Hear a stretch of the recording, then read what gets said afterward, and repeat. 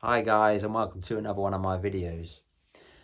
They say in life, pain is inevitable and suffering is optional.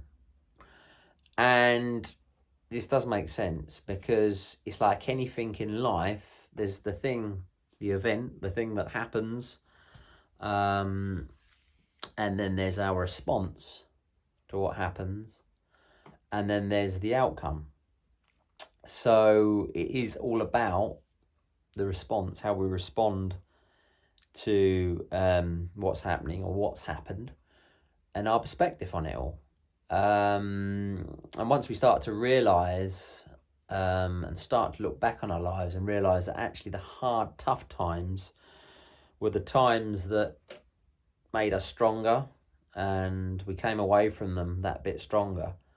The mind is very clever at making us think we're in that dark space that we're not going to get out again. We're never going to be happy again. And yeah, it's very, very scary. I created this group because I'm very passionate about the subject, having been to those dark places and visited that dark place again quite often this year. I feel myself now going into a better place. But at the time, I was like, I'll do absolutely anything to change what's happened. But it's made me, and I can sit here now and say, actually, yes, it was horrible, but the strength that I've gained from those experiences is, it's just immense. And yeah, I wouldn't be without them. So this is what you have to remember. It's all about perspective and gratitude and focusing on all the good stuff in life. I know it's so easy. It's a bit of a cliche, and it's not easy to do that when you're in that dark place. But what I've also found is accepting and allowing when whatever comes up that you're not comfortable with, because it's only a feeling. So when you sort of accept and allow that feeling to go through, it's not as painful and it passes quicker. It's when we resist it, when we're like, oh, why is this happening to me? I can't deal with this. I can't deal with this.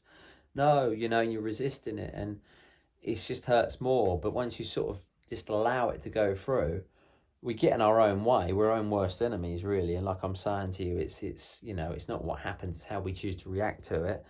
And Eckhart Tolle, the spiritual teacher that a lot of you know that I love and follow his work, and he says that suffering is necessary until it's no longer necessary.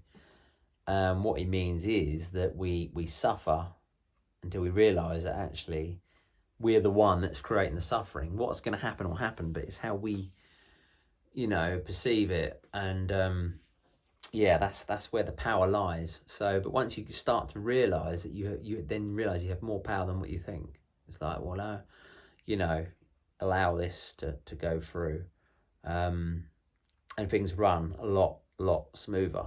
So that's just a little tip from me, and it might help one of you out there today, or this evening, I should say, who's struggling, just to remember that it will pass. Nature never created a storm that lasted forever.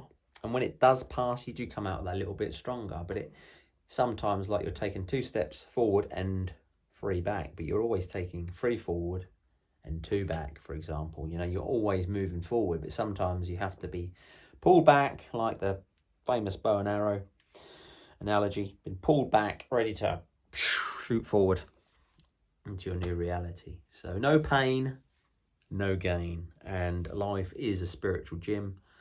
And these things are thrown at us. They're not there to try and trip us up. They're there so we can learn. And the universe is very clever at doing that, or working the way that it does, it will keep giving you the same lesson over and over and over again until you learn it, and then you move on to the next one. It's like people.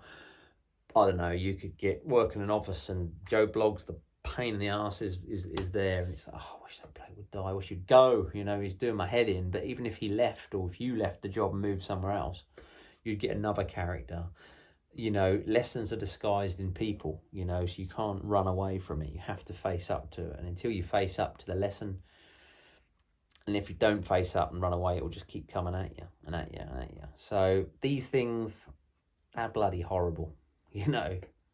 It's hard to smile in the face of adversity, but once you've done it a few times, you start to realise that, hang on a minute, you know, I've got to change the way I think. And once you start doing that, yeah, it's not easy, but nothing's easy.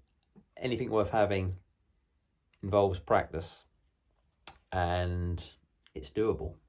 If you practice, it is doable. And once you start getting results, you can build up a bit of a momentum and think to yourself, yeah, this is working, this is good, you know.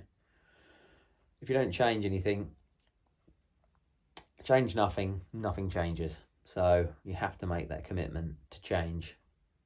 And start with self-love. That is a very, very big thing. Once you start to know yourself and to love and trust yourself, yeah, it all starts to change, but it does take practice. And I always use the sieve analogy, keeping water in a sieve. How can you keep water in a sieve? You have to immerse it in water. You have to keep it in there, and that's the same with the practices. You have to keep doing them, because if you lapse, you fall out of practice and you start to realise that actually, yeah, I'm struggling again. So it is a practice, and it's like going to the gym once a month and expecting a, you know, body like Arnold Schwarzenegger. You're not going to get it. So it is persistence. That is key. Thanks, guys, for watching. And yeah, take care.